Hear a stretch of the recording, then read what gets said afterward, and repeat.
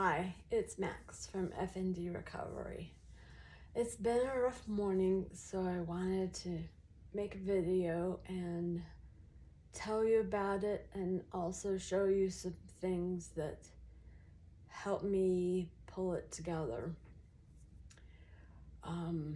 When I woke up, I was in a very deep sleep, in a vivid dream, and the dog barked, so I was startled out of a very deep sleep.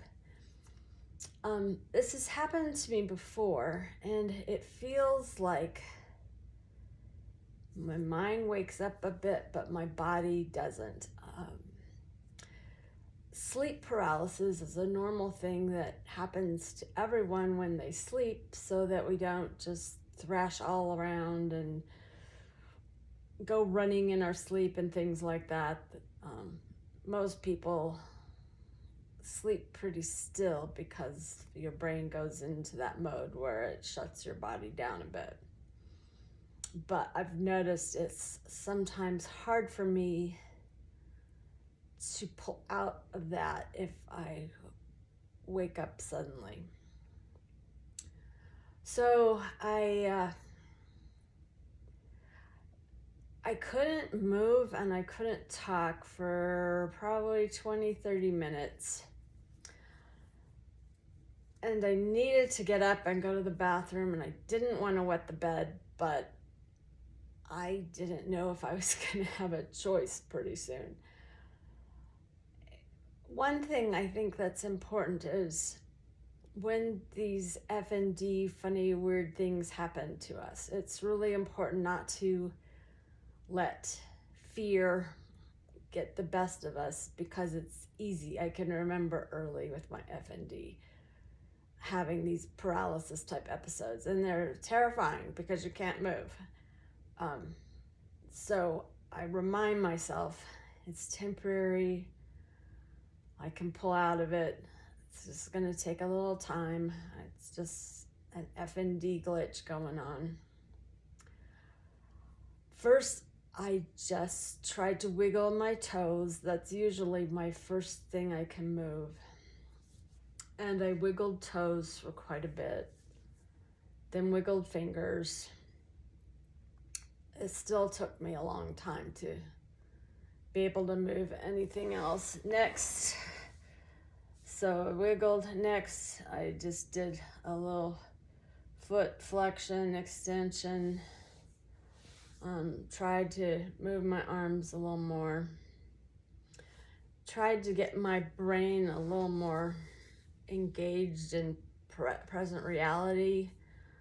So looking around the room, and my head wasn't moving at that point, but my eyes, looking for things that were blue, then green, and just sort of looking around, reminding myself where I was.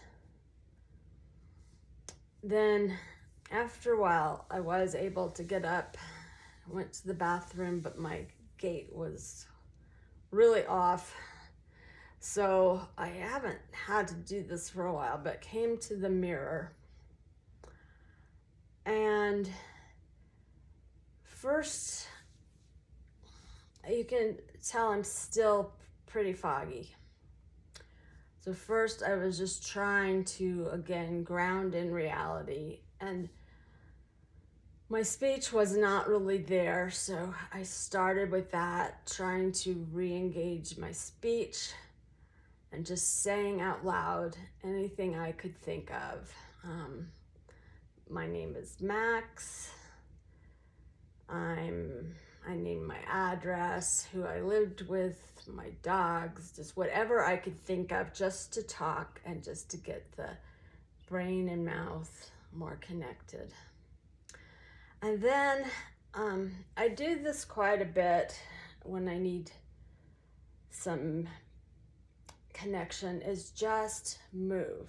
My movements were really choppy and jerky. My gait was off. Let's see if I'm still in the mirror if I stand up.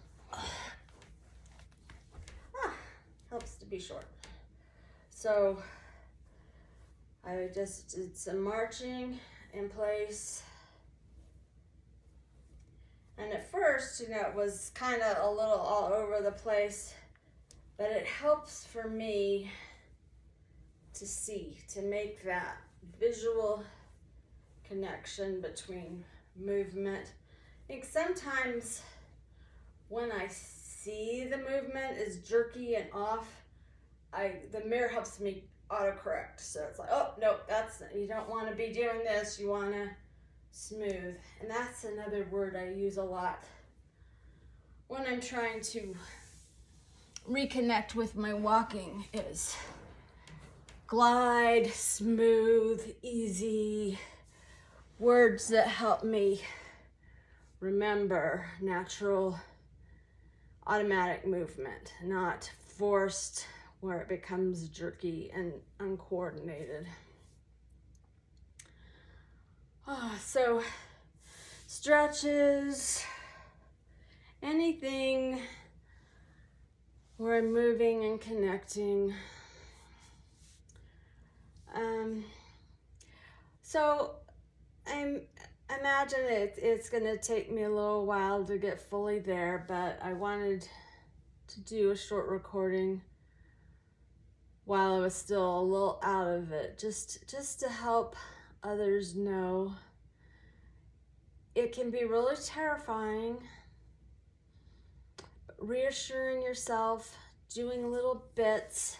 Don't try to just jump out of bed and do it. I can do it. Don't force it, but just some little movements. And when you make, oh good, I'm wiggling my toes. Oh good, I can move my fingers.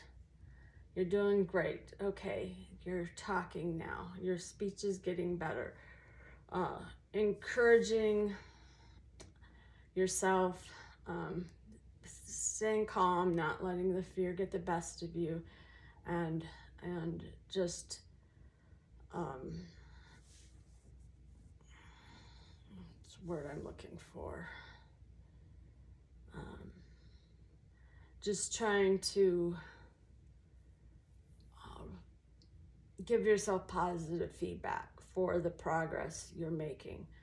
Because this morning could have ended up very differently. I could have stayed paralyzed in bed for a while. I couldn't call my husband to help me because I couldn't move. But you can get through these episodes when you learn how to talk to yourself and how to reinforce normal, natural movement. Not to say that now everything's great and I'm gonna go out and plant my garden and I'm gonna take it easy. I'm gonna do easier things today. I've been having a few more episodes lately, but I refuse to relapse because I know the things that I need to do to bring myself back together, and it's hard work, and sometimes you just don't feel like doing it, but to me it beats not being able to function. I want to be able to function, and so I'm not going to be able to do the heavy outdoor work I wanted to do today, but I'm going to enjoy some time and do some crafts, and that will feel good, and that'll be good brain connecting exercise too. So it's not easy. Remind yourself you do have some control. Grab whatever shred of control you can find and move it forward. So wishing you all the best. This is not an easy disorder to handle, but you can do it.